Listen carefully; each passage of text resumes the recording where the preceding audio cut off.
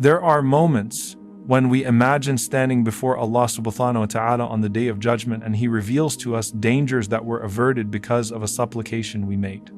We would be astonished to learn that a hardship we never knew about was prevented by a dua we uttered, because often our trust in Allah means we pray to be relieved of difficulties we already see. Yet the beauty of the relationship with Allah is that many of our supplications are preventative. They change outcomes we never perceived were even part of our story. We do not always witness the immediate visible result of a dua repelling harm, but that does not mean the dua is not working. Rather, it may be protecting us continuously in ways invisible to us. We can classify du'as related to hardship into two broad kinds. First, there are supplications that remove or repel hardship in a direct, tangible way. Second, there are supplications that change how we tolerate, bear, and respond to trials. They transform our inner state, perception, and patience. Both kinds are real and beneficial. In what follows, I want to focus first on the du'as that tangibly avert harm, and then speak about those that help us cope and shift our perspective when trials come. Among the Sunnah du'ats taught by the Prophet ﷺ, many of those included in the morning and evening Adhkar are preventive in nature. They act as a shield against both worldly afflictions and consequences in the hereafter. Two particular supplications stand out because of their depth, their prophetic source, and the stories attached to them. They are worthy of being recited every morning and every evening. There are many reports from the righteous predecessors that this wording delivered real, tangible protection. Linked to the narration itself is the story of the chain of transmission. Uthman radiallahu anhu conveyed it, and his son Aban radiallahu anhu narrated it from him. Aban was consistent in saying it morning and evening. Yet at one point Aban suffered an infection which left him partially paralyzed. Those who knew of his practice were perplexed. How could he be struck by illness if he was the one teaching this protective dua and reciting it regularly? Aban explained sincerely that he had not lied about his father nor about the Prophet ﷺ. He said that he indeed recited it every morning and evening, and that Allah protected him in general, but on the day he was afflicted, he had been overtaken by anger and had forgotten to make the supplication. He attributed that single omission to the reason the trial reached him on that occasion. Stories from later times also testify.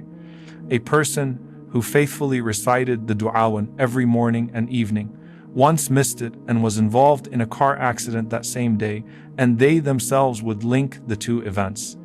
Such anecdotes raise a natural question. Does reciting the dua guarantee absolute immunity from harm? What about righteous people who nevertheless face accidents, illnesses, or other trials even though they are regular in supplication? Scholars address this topic with balance and care. Imam al-Shalkani rahimahullah explains that the prophetic report is evidence that the words repel harm. They establish a method of protection from the various evils of night and day.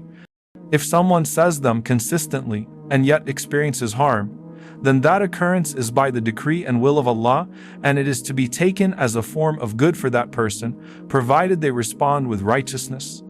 In other words, the supplication is indeed a means of protection, but if a trial nonetheless befalls the supplicant, then Allah's wisdom is at work, and the trial may be a source of hidden good.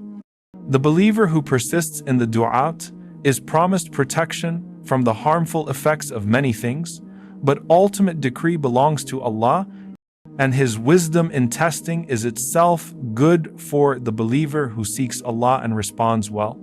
Alongside this prophetic formula, there is a short cluster of morning and evening supplications reported from the practice of the companions.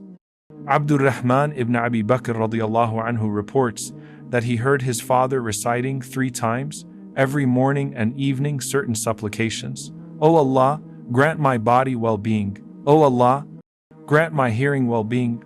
O Allah, grant my sight well-being. Followed by testimony, there is no God but you, and then seeking refuge from disbelief, poverty, and the punishment of the grave. His father said he adopted the practice because he heard the Prophet ﷺ doing likewise, and he loved to follow the Prophet's Sunnah. These concise invocations ask Allah for health of body and senses, and for protection from spiritual and material diminishment, and from the grave's punishment.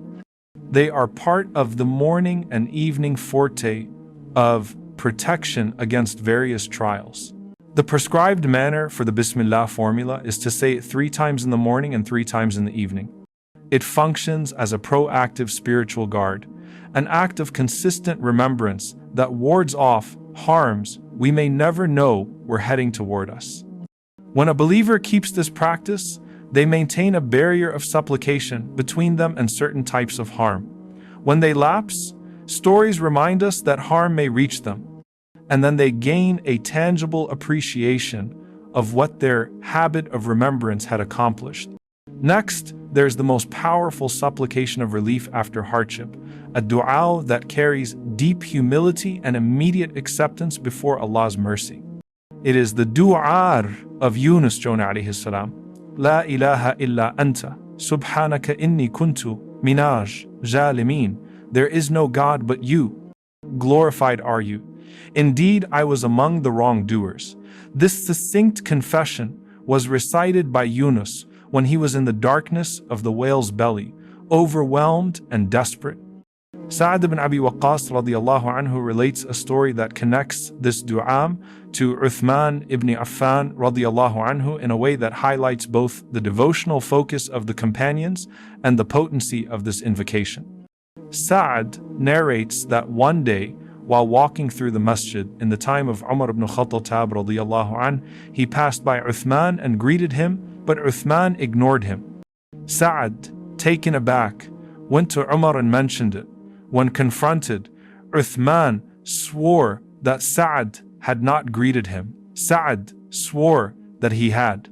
Later, after reflection and apology, Uthman revealed that his distraction was not because he disliked Sa'd, but because his mind had been preoccupied with remembering a dua of the Prophet ﷺ. Uthman had been pondering that plea and its meaning. The Prophet ﷺ taught that whoever invokes Allah with that dua will be answered.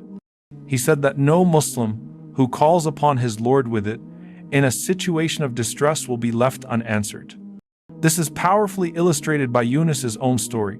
Engulfed by darkness and swallowed by a great fish, in the depths of the ocean, at the nadir of desperation, he called out with those words, and Allah answered him and delivered him.